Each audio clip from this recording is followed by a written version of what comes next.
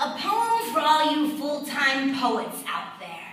I wish Facebook was hardcore enough to require some sort of confirmation for all of our alleged occupations, because surely you know full-time connotes 40 hours, because poets are generally smart, and well, you do it full-time. Man, full-time poet, how you have time for an 8 to 5 poet job and another job?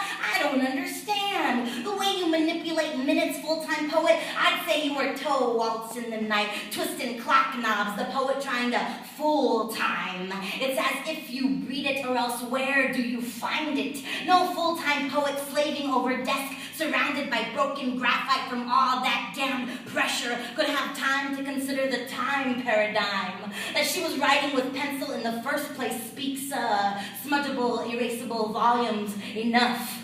Because full-time poets rock negative capability harder than Keats coined it, cozy and ever curious in the questions, in the wonder. On the cover of Cosmo Poets and Writers, see where you weigh in. You may not be a full-time poet if, check all that apply.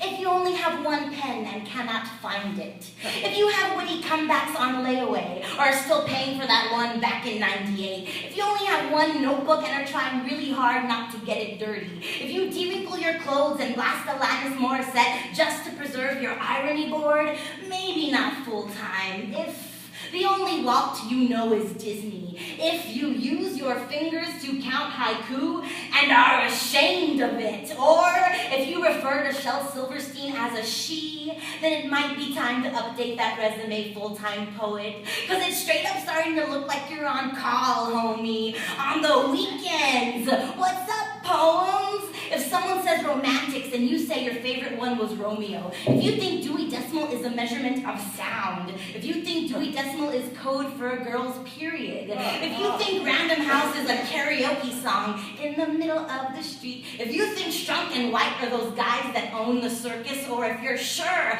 Thesaurus was a prehistoric cousin of Littlefoot and Petrie, hand over your license, here's a guest poet badge.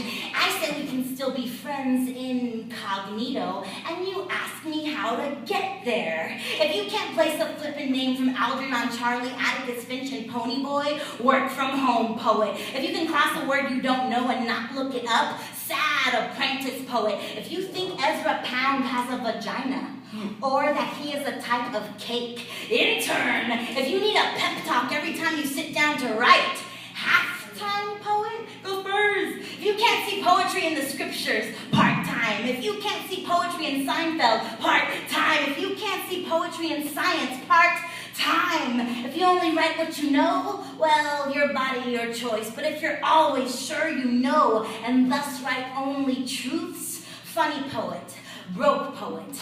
You want a second opinion? Man, I just gave you like 35. Here, an admonition for the road.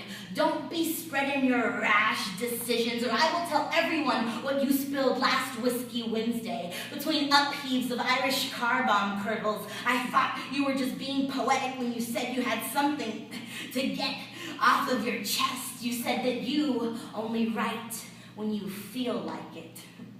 Inspiration-only writing is for two types of people, beginners and the constantly inspired. Hey, full-time, take some days. We just can't afford the overtime.